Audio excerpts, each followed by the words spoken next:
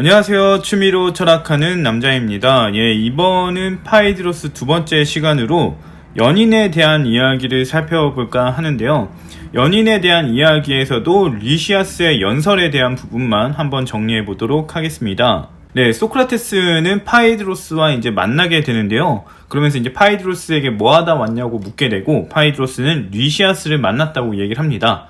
그러니까 이제 소크라테스는 리시아스가 어떤 이야기를 했을 건데 무슨 이야기를 했느냐라고 묻게 되고, 파이드로스는 리시아스와 나눈 이야기를 소크라테스에게 들려주게 됩니다. 리시아스의 연설을 파이드로스가 다시 얘기해주게 되는데, 그 내용을 간략하게 보면 연동에게 연인보다 연인이 아닌 자가 더 이롭다라는 내용인데요. 그 내용을 좀 더 자세히 살펴보도록 하겠습니다. 일단 리시아스는 연인이란 존재에 대해서 욕구를 위해 연동과 교제하는 사람이라고 규정을 하고 있는 것 같아요. 그래서 이런 규정을 바탕으로 이유를 나열하게 되는데, 연인이 욕구를 해소하게 되면 연인이 연동을 만나는 목표가 성취됐기 때문에 연동을 꼬시기 위해 베푼 호의들을 아까워한다고 합니다. 이렇게 보면 연인이 굉장히 계산적인 인물로 보여지죠. 반면에 연인이 아닌 사람의 경우에는 연동을 통해서 욕구를 해소할 마음을 갖지 않고 있어요. 그렇다 보니까 애초에 꼬시려고 하질 않게 되고, 그래서 호의를 베풀지도 않죠. 그러니까 연동에 대해서 아까워할 호의가 없습니다. 그래서 덜 계산적이다. 연인은 호의 베푼 것을 후회하고 아까워하는 반면에 연인이 아닌 자는 그런 걸 후회할 만한 그런 게 없다 라는 얘기를 하면서 덜 계산적인 인물이다 라고 강조를 하는 것 같고요. 그 다음을 보면 연동이 호의를 베풀게 되었을 때 연인 같은 경우는 연동을 꼬시기 위해서 이미 호의를 베풀었습니다. 그렇다 보니까 연동이 자신에게 베푸는 호의는 당연한 것으로 보여질 수가 있고요. 반대로 연인이 아닌 사람은 연동에게 호의를 처음부터 베푼 적이 없어요. 그렇다 보니까 연동이 자신에게 호의를 베푼다 하면은 그 호의가 그저 감사하고 고맙게 느껴져서 보답하려는 노력을 하게 된다. 그래서 좀 더 관계를 구축하기에 연인이 아닌 자가 더 낫다. 너가 호의를 보여줬을 때 연인이 아닌 자는 그걸 감사해야 할 것이다 라고 하면서 연인 아닌 자를 더 좋다고 얘기를 하고 있는 거죠. 그 다음으로 이제 연인 같은 경우는 헤어지고 나면 이제 토사구팽하는 현상이 생길 수 있다는 건데요. 이걸 자세히 보면 연인은 과거의 연동보다 현재의 연동을 중시하게 됩니다. 그렇다 보니까 현재의 연동을 중시하는 과정에서 과거의 연동을 해코지도 할 수 있는 거예요. 그래서 연인을 만나는 것 자체가 애초에 좋지 않은 일로 이어질 수 있다라는 점을 강조하고 있는 거죠. 그 다음으로 보면은 이제 연인은 약속을 불이행하는 특징을 보인다는 건데요. 일단 연인이 욕구에 의하여 사랑의 관계에 휩싸이게 되면 비이성적인 약속과 맹세를 하면서 연동의 호감을 얻게 됩니다. 그러다가 이제 연인이 욕구를 해소하고 정신을 차리게 될 순간이 되면은 이성적으로 변하게 되는 거죠. 그래서 앞서 했던 비이성적인 약속과 맹세를 이행하지 않는다고 합니다. 그렇게 되기 때문에 이런 존재, 약속을 이행하지 않는 존재와의 관계를 형성하는 것 자체가 부적절하다. 그런 관계는 형성해서는 안 된다라는 얘기를 하는 거죠. 그 다음으로는 이제 친구를 찾으려고 할 때에도 연인보다, 소수의 훌륭한 연인보다는 그렇지 않은 다른 사람들을 통해서 찾는 게 훨씬 쉽다는 얘기를 하게 됩니다. 근데 이 부분은 조금 문제가 있는 게 뭐냐면은, 일단 그 연동 자체가 훌륭한 존재와 친구를 맺고 싶다면은 소수의 훌륭한 연인이 오히려 친구를 찾는 데 도움이 되겠죠. 아무리 많은 선택지가 있다고 하더라도 자기 취향에 해당되는 게 없다면 문제가 될 수 있으니까요. 그래서 이거는 약간 케바케에 해당이 되는 경우라고 좀 볼 수가 있을 것 같습니다. 그 다음으로는 이제 관계의 공표에 대한 부분인데요. 일단 당시의 관습으로 봤을 때 연인 관계는 부정적인 이미지를 내포하고 있는 관계인 것 같아요. 그래서 관습을 중시한다면은 관계를 공표하는 것이 굉장히 안 좋은 건데, 연인 같은 경우는 연동과 교제하는 거를 과시하거나 자랑하거나 사람들 앞에서 선언하고 싶어 하게 됩니다. 왜냐면은 이제 연동과 교제하게 되면서 기분이 좋아지니까 남들에게도 말하고 싶어질 수 있는 거고, 그리고 남들 앞에서 나 누구와 교제한다 라고 얘기를 하면 이제 다른 사람들은 얘가 누구랑 만나는 애구나 하면서 그 사람을 꼬시려고 하지 않겠죠. 그렇다 보니까 자기의 연동을 지킬 수 있는 그런 역할을 할 수 있기 때문에 이런 표현을 한다는 거예요, 사람들 앞에서.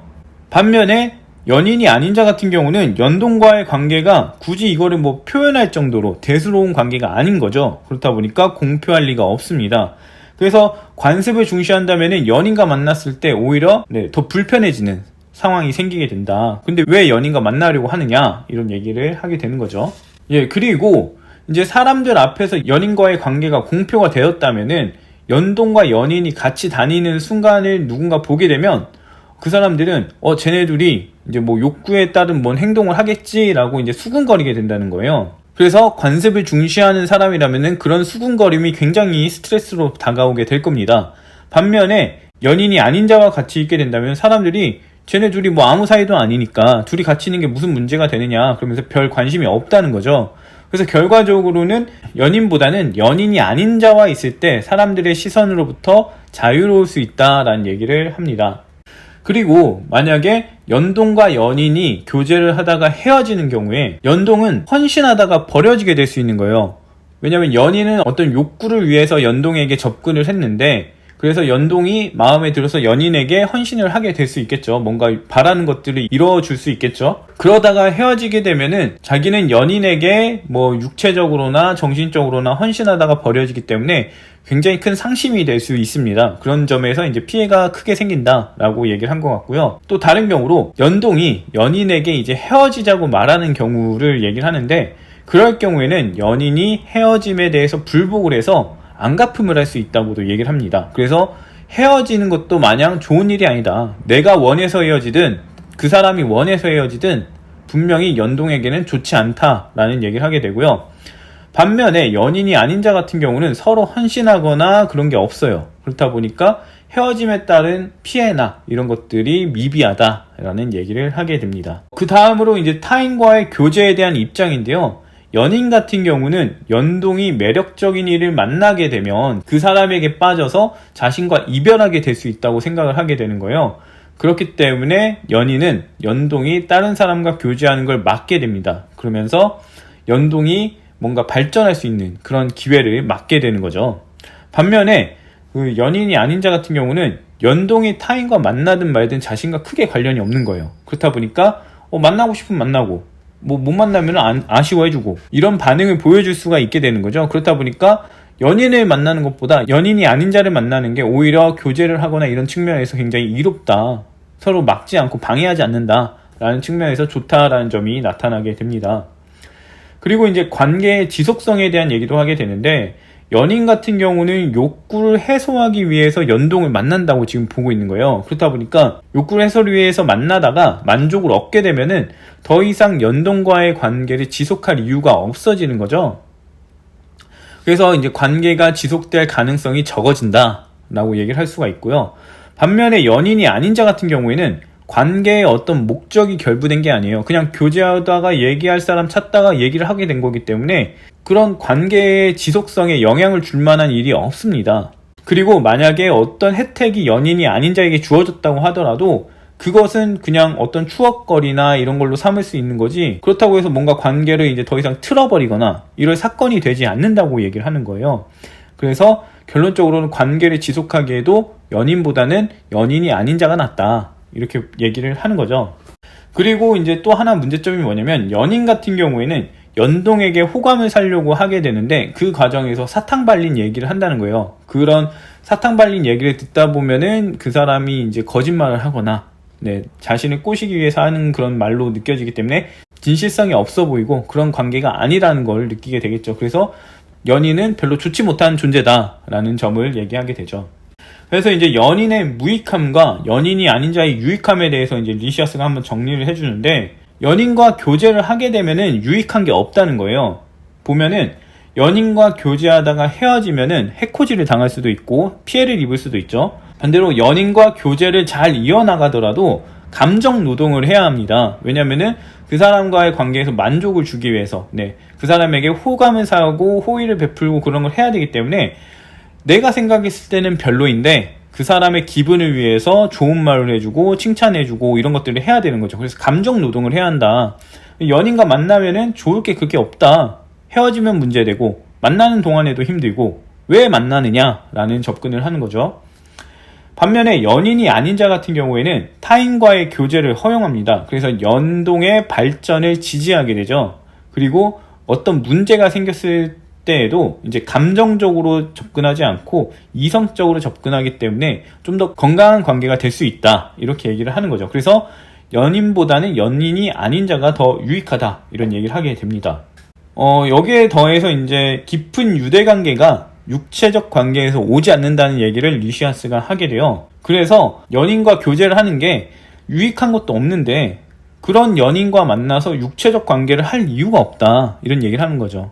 연인을 만나는 것 자체, 교제하는 것 자체도 이로움이 없고 육체적 관계를 해야만 깊은 유대 관계가 형성되는 게 아니기 때문에 굳이 연인과 육체적 관계를 할 이유는 없다라고 얘기를 하는 거죠. 이런 점으로 봤을 때 연인이 아닌 자는 연동에게 육체적 관계를 굳이 요구하지 않는 존재다. 이렇게 볼 수가 있을 것 같습니다. 그러면서 리시아스는 이제 누구에게 호의를 제공해야 하는가 이 얘기를 하게 되는데 훌륭한 자보다는 궁핍한 자에게 호의를 제공해야 한다고 합니다. 왜냐하면은 궁핍할수록 호의에 대한 가치를 알아주기 때문인 거죠. 근데 이 부분은 너무 단순한 논리인 게 뭐냐면은 부자들 같은 경우도 서로 소소한 선물을 준다고 했을 때 그것에 대한 가치를 충분히 알아줍니다. 물론 그 가치를 궁핍한 사람보다는 뭐 약하게 느낄지는 모르겠지만 그 호의의 가치에 대해서는 다 알고 있기 때문에 마냥 이렇다고 보긴 좀 어려울 수도 있겠죠. 아무튼 개연성으로만 봤을 때 보면은 훌륭한 자보다는 궁핍한 자에게 호의를 베푸는 게 더 적절하다 이렇게 얘기를 할 수 있고요. 그 다음에 궁핍한 자 중에서도 호의에 보답하려는 자에게 호의를 제공하는 게 낫다고 합니다. 왜냐면은 내가 제공한 호의가 헛되면은 그게 의미가 없기 때문에 자신이 베푼 호의의 의미를 형성하기 위해서는 호의에 보답하려는 자에게 하는 게 낫다는 이야기를 하는 거죠. 여기에 추가적으로 이제 호의를 떠벌리지 않는 자, 내가 베푼 호의를 떠벌리지 않는 사람에게 이제 호의를 제공해야 한다. 이렇게 얘기도 하고, 그 다음에 호의로 인해서 일시적으로만 관계를 유지하는 게 아니라 호의를 베푼 걸 통해서 나중에 내가 힘들 때 나눠주기도 하고 그렇게 서로 도와가면서 할 수 있는 자에게 호의를 베풀어야 한다. 이런 얘기를 하게 되죠. 예, 그리고 이제 연인과 연인 아닌 자의 마지막 비교를 하는데요. 사랑을 하게 되는 경우에는 이제 처신을 못하면 주변인들의 이해관계에 반하는 처신을 하게 되면은 그에 따라서 꾸지람을 받게 된다고 합니다. 반면에 연인이 아닌 자는 주변인들의 이해관계에 어긋나는 처신을 해도 굳이 꾸지람을 받지 않는다고 하는데요. 사실 이 부분에 조금 애매한 부분이 있습니다. 왜 이런 말을 했는지는 정확하게 모르겠는데 일단 사랑을 하게 되면은 그 사랑은 처신을 못한 것에 대한 원인이라는 거죠. 그래서 연인과 사랑을 한다고 했을 때 오히려 내가 처신을 잘못한 것에 대한 꾸지람의 원인이 되게 될 수 있는 거죠. 그래서 문제의 원인이 될 수 있는 거를 굳이 왜 하느냐 이런 입장으로 저는 보여지는 것 같아요. 굳이 사랑을 하지 않아도 된다. 왜 사랑을 해가지고 굳이 내가 처신을 잘못한 거에 대해서 꾸지람을 받아야 하느냐. 그냥 사랑을 안 했더라면은 꾸지람 받지도 않고 그냥 넘어갔을 일인데 이렇게 보고 있는 것 같습니다. 예, 아무튼 이렇게 해서 리시아스의 연설을 마치게 되는데 파이드로스는 리시아스의 연설이 대단하다라고 얘기를 하게 되고요. 소크라테스는 파이드로스의 얘기를 듣고 나서 나도 무아지경에 빠졌다라는 얘기를 합니다. 이 말은 리시아스의 연설이 대단했다라는 의미에서 무아지경에 빠졌다는 얘기가 아니라 파이드로스가 연설을 이제 읊을 때 그때 무아지경에 빠진 채로 하다 보니까 파이드로스를 보고서 자신도 무아지경에 빠졌다는 거예요. 그래서 이제 리시아스의 연설에 대한 얘기가 아니라 파이드로스의 연설에 대한 얘기다라고 볼 수가 있고요. 소크라테스는 리시아스의 연설에 대해서 이제 평가를 하는데 논리적이고 기술적인 측면에서는 생각하지 않고 들어서 모르겠다고 하고요. 반면에 이제 수사학적인 부분에서는 리시아스의 연설은 중언부언을 할 뿐이고 자기 능력을 과시하는 연설이라고 보여진다고 지적을 합니다. 여기에 대해서 파이드로스는 이제 리시아스의 연설은 굉장히 훌륭한 연설이다 라고 말을 하게 되지만 소크라테스는 그보다 나은 연설이 있기 때문에 인정할 수 없다 라고 얘기를 하게 되면서 이제 리시아스의 연설에 대한 피드백을 마치게 되죠. 리시아스의 연설에서는 이제 연인이 부정적인 존재로 나타나게 되는데 그 특징을 살펴보면 첫 번째는 욕구 해소를 위해서 연동을 만나는 연인이고요. 그 다음에 연동을 배려하지 않는 연인입니다. 그리고 연동에게 집착하는 연인을 놓고 이야기를 하게 되는데요. 이 경우들을 보면은 이 연인들이 좋은 연인이 아니라 나쁜 연인들이에요. 안 좋은 연인들인 거죠. 이런 안 좋은 연인들을 통해서 리시아스는 입장을 얘기하고 있는 거예요. 근데 보면은 이런 연인들은 분명히 안 좋습니다. 그렇기 때문에 파이드로스나 이런 사람들이 봤을 때 리시아스가 타당한 얘기를 하고 있다, 이렇게 볼 수가 있기는 한데요.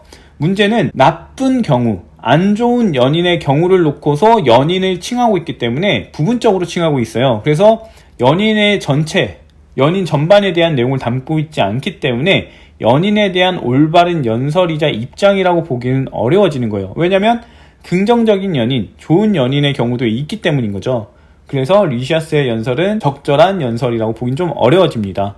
그리고 여기에 더해서 이제 소크라테스는 리시아스의 연설이 단순히 정보를 나열하고 있고 체계적으로 나열되고 있지는 않기 때문에 기술적인 측면에서도 문제가 있다라고 하게 되는데요. 영상의 내용을 보시면 아시겠지만 단순히 그냥 나열만 되어져 있고 어떤 체계적 흐름을 가지고 있지는 않습니다. 이런 부분에 의해서 나중에 비판을 받게 되기도 합니다. 이상으로 리시아스의 연설에 대한 내용이었고요. 다음 시간에는 소크라테스의 첫 번째 연설을 살펴보도록 하겠습니다.